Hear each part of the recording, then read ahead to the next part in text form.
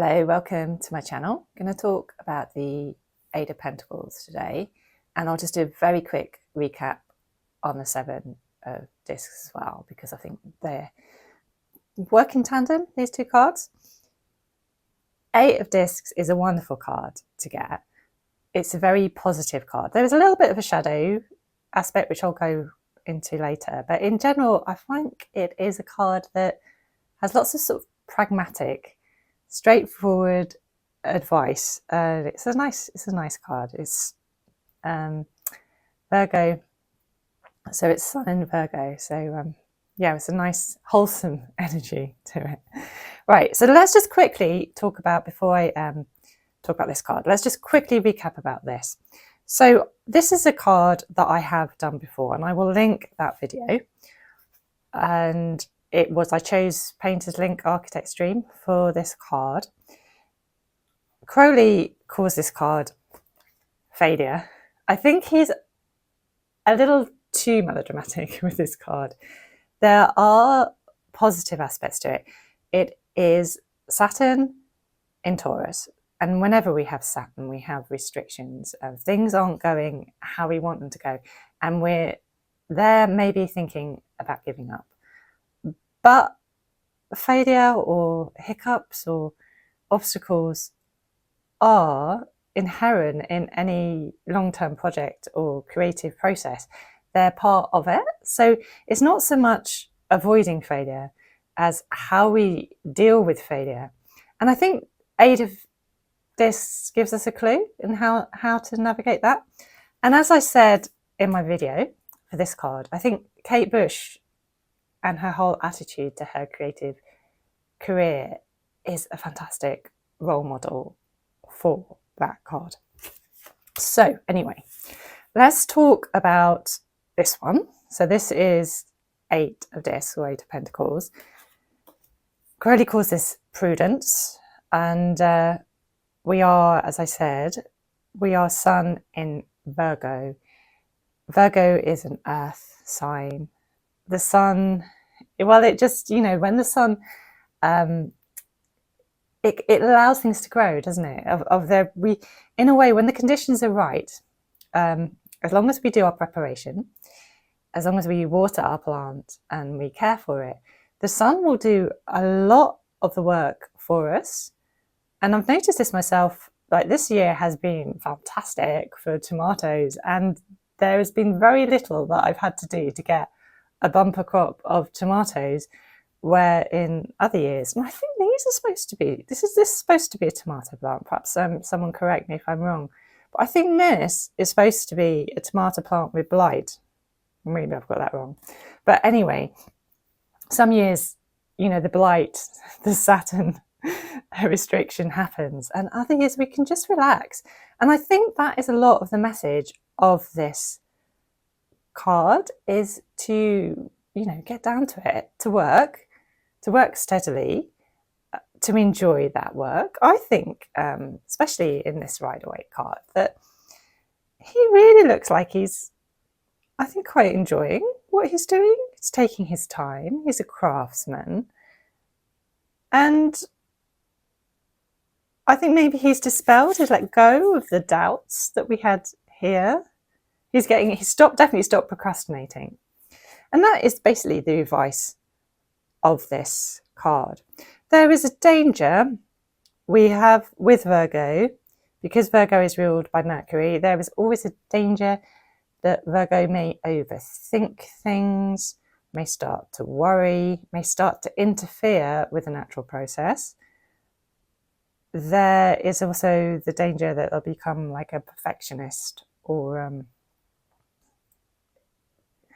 maybe also like a workaholic,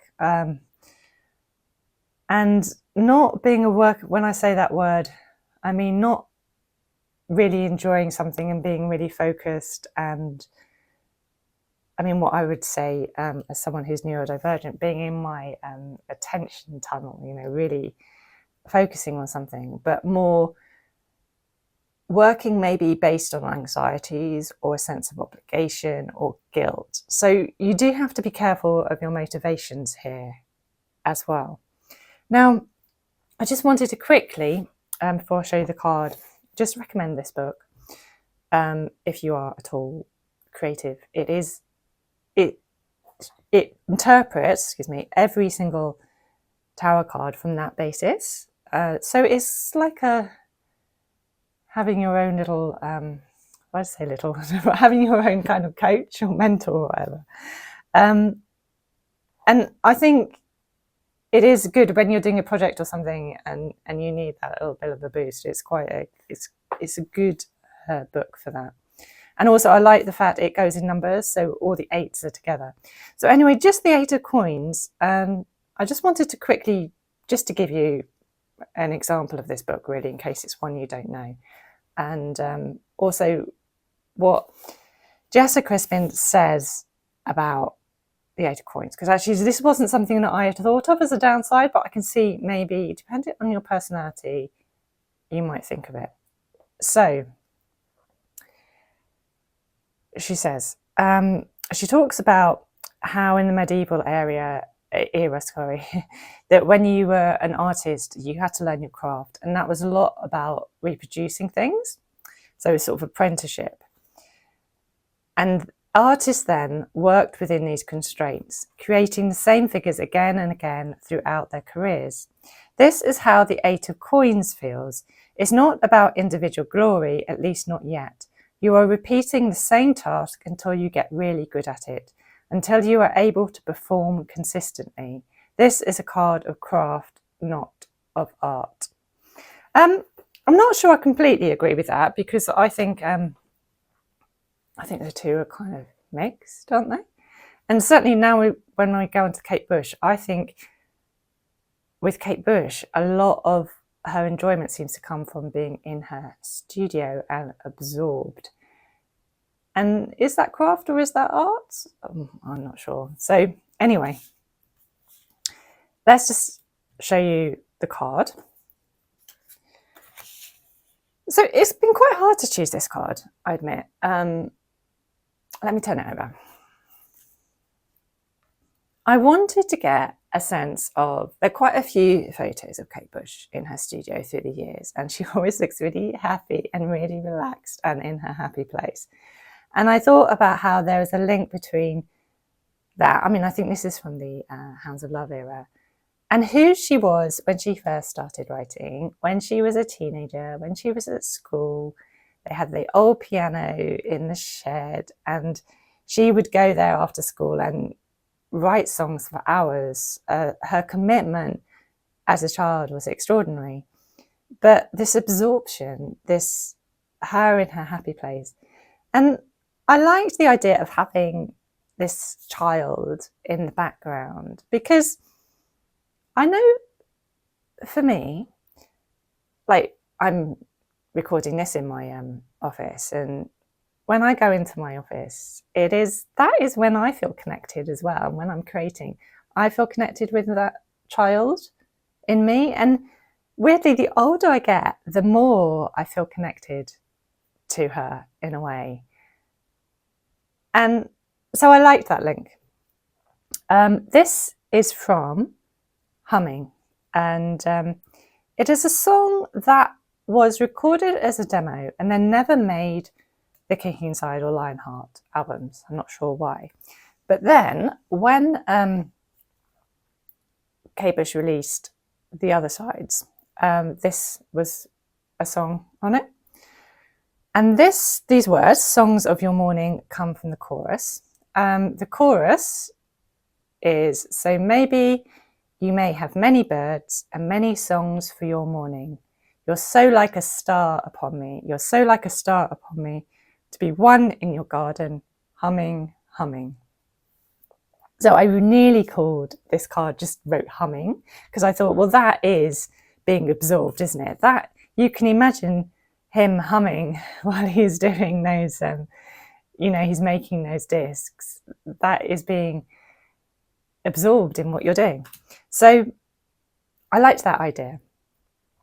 But I liked this as well, the songs of your morning, because Kate Bush often talks about the bird song. Well, it's a big feature in the Ariel album, isn't it? And Also, maybe because I wonder if she heard like the bird song when she was composing at her piano, if it was like in the shed and it was part of the garden. And there is also in like under the ivy, that's a sense of the garden being like this special place to her. Also, I liked the garden link with the Pentacles and the Earth suit and the Nature suit. So I am trying to find that link in these discs cards.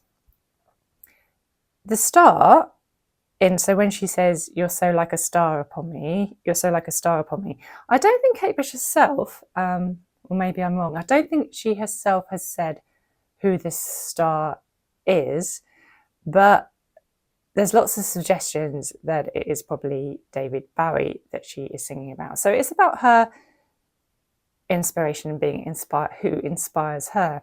So, and I felt that linked with the apprentice energy of this card. So that's my choice. And do let me know if you can think of any others for this Eight of Pentacles. And enjoy the rest of your day. Thank you. Bye-bye.